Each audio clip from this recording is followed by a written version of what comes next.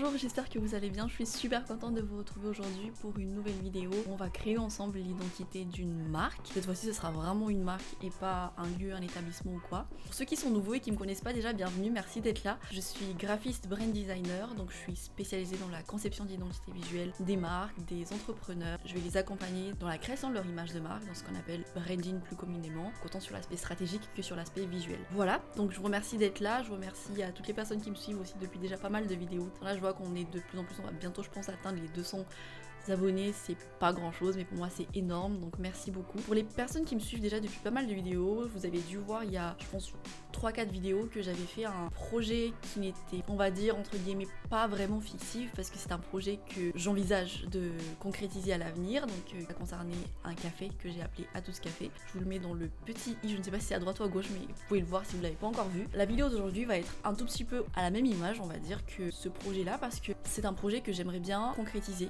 à terme d'ici quelques années, voire quelques mois. Je sais plus qui dans mes proches était couturière ou couturier, je ne sais plus. Et en fait, j'étais vraiment jeune, je crois que je devais avoir 5-6 ans. Et en fait, à l'époque, je me retrouvais chez moi souvent avec des chutes de tissu. Je trouvais ça super chouette de pouvoir voir ça. Et j'étais là, pas forcément à coudre, mais à rassembler les pièces, à faire des petits nœuds par-ci par-là, être un peu créative, même si je connaissais pas du tout le terme à l'époque. J'étais loin de m'imaginer que ça pouvait être un métier un jour. J'aimais beaucoup faire des petites combinaisons de pièces et je trouvais ça super drôle. Les gens, ils voyaient que j'avais une petite approche, tu vois, c'était pas un truc hyper carré non plus, je me prône pas être la future Anna Wintour, loin de là, mais c'est vrai qu'à l'époque, j'avais ce petit truc et je pense que mes proches leur remarquaient que, je vais pas dire qu'il y avait du potentiel, mais que potentiellement, pour la petite anecdote, tout ça pour dire que j'ai toujours eu cette idée dans un coin de ma tête de vouloir créer un jour ma marque de vêtements. Je suis pas la personne qui s'habille le mieux, hein, qu'on soit clair, mais j'ai toujours été à la recherche des basiques parfaits sur toutes sortes de pièces, que ce soit les hauts, les bas, les jeans, que ce soit en termes de coupe, en termes de matière,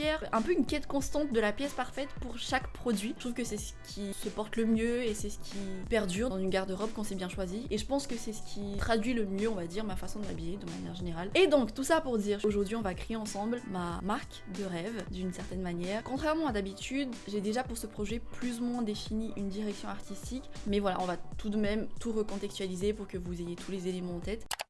Alors, en gros, si vous voulez, déjà en termes de saison, on sera sur une saisonnalité plutôt, je dirais, axée printemps-été si on parle d'un point de vue un peu plus occidental. C'est une marque que j'aimerais bien exploiter et confectionner à 100% à Madagascar, donc dans mon pays natal. Madagascar, c'est un pays tropical. D'un point de vue un peu plus esthétique et DA à proprement parler des pièces, on sera sur des pièces, comme je vous l'ai dit, du coup, relativement minimalistes. L'idée générale derrière le projet, c'est de créer vraiment, on va dire, les coupes parfaites pour chaque pièce, proposer des produits qualitatifs et tout en étant relativement versatile. C'est vraiment créer quelque chose qui soit, en anglais on l'appelle mix and match, superposable, que les pièces entre elles se complètent et que globalement si t'achètes toutes les pièces tu peux construire un peu ta garde-robe capsule en fait d'une certaine manière. Ah, je l'ai pas dit, mais c'est une marque qui sera exclusivement féminine et ça va aller aussi dans la DA de l'identité visuelle après.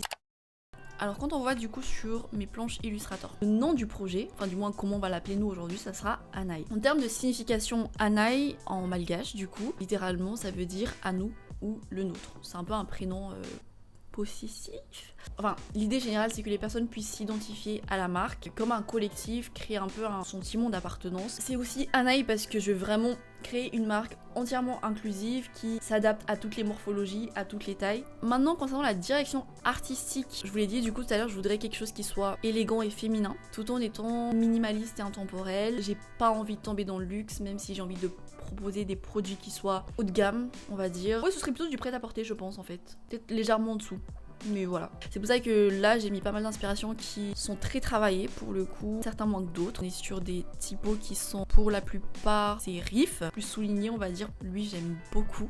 Beaucoup, mais je ne sais pas quel typo c'est. En termes de monogramme, j'ai envie de quelque chose qui soit beaucoup dans la courbure pour apporter de la douceur. Ça reste aussi un aspect que j'ai envie de mettre en avant. Je pense que pour le côté un peu singulier de la marque, on va pas forcément partir sur la symétrie. Mais encore une fois, on va voir où est-ce que ça nous emmène. Vous voyez, quand je parle de pas symétrique et d'un peu plus singulier, bah, typiquement ce monogramme là, je l'aime beaucoup. Un peu dans la même image que Pollen, si vous l'avez en tête. Et c'est pour ça que je crois que j'ai pas envie de faire la symétrie parce que, en tout cas pour moi, j'ai l'impression que ça s'apparente vachement aux maisons de luxe, donc j'ai pas envie de faire ça. On va voir comment on s'en sort, mais en tout cas voilà les inspirations que j'ai. Là je vais faire quelques sélections, je pense déjà de typos existantes, peut-être aussi éventuellement créer sur papier, je ne sais pas encore, mais voilà, et après on en discute ensemble, on fera le choix ensemble. Alors, résultat des courses, on a 1, 2, 3, 4, 5 possibilités de typo. Les 2 premières sont relativement classiques. J'adore le 3e. C'est pas du tout le type de typo vers lequel je me tourne généralement, mais je trouve que c'est super élégant. Après, est-ce que ça sera intemporel ou est-ce qu'on est peut-être pas un peu trop tendanciel, je ne sais pas. J'adore aussi la 4e parce que je trouve que c'est super singulier, j'aime trop. En capital c'est autre chose, mais je crois que je préfère comme ça. Le dernier, pareil, il est un peu plus standard, pardon, excusez-moi, relativement similaire à la première. Là c'est dur là. Franchement c'est dur. Je crois qu'on va devoir faire des combinaisons. Si je fais un mix de ça, ça fait trop. Ouais mais dès que je l'inclus dans un logotype, ça fait directement... Non, remarquez, ça va. Donc soit la typo telle quelle, on la touche pas, soit cette deuxième dans laquelle on a intégré le Y de la deuxième typo, soit celle-ci où on a pris la deuxième en jouant sur les 2 A en capital. J'ai peur qu'en termes de lisibilité on soit pas optimal pour le dernier en réalité. Non. Non. En fait, quand tu veux être trop dans la tendance, t'as tendance à vouloir faire comme tout le monde. Du coup, tu tombes dans le cheap. Bon, on va partir sur celui-là. Je vous retrouve après. Ok les amis, c'est bon, je suis relativement convaincue par la proposition que j'avais sélectionnée. J'ai envie d'accentuer le côté rond du logo. C'est vrai que là on a des courbes qui fait que l'ensemble soit moins rigide, mais j'ai envie de l'accentuer dans le monogramme pour vraiment créer quelque chose d'organique. Comme on a des lettres, comme je disais, qui créent plus ou moins de la symétrie et qui se répètent, je pense que ça peut être pas mal. J'ai envie de mixer toutes les lettres de Anaï. Je vais pas garder les typos, je vais juste garder la structure du mot. L'idée, encore une fois, c'est de créer quelque chose de plus organique que ce qu'on a déjà.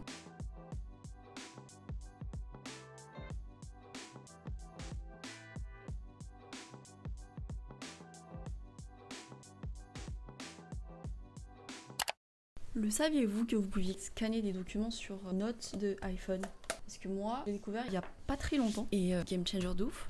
Alors du coup, je vais vous montrer du coup le monogramme test qu'on a fait tout à l'heure. Donc premièrement, ça fait sens, mais je trouve que c'est très simple. Le deuxième, donc qui est lui, ressemble un peu aux racines qu'il y a dans la série Last of Us. Le troisième, je l'aime bien. Le quatrième, c'est mon préféré. Ça peut être le 3 comme le 4, mais je trouve que le 4, il y a ce côté un peu qui détruit la symétrie.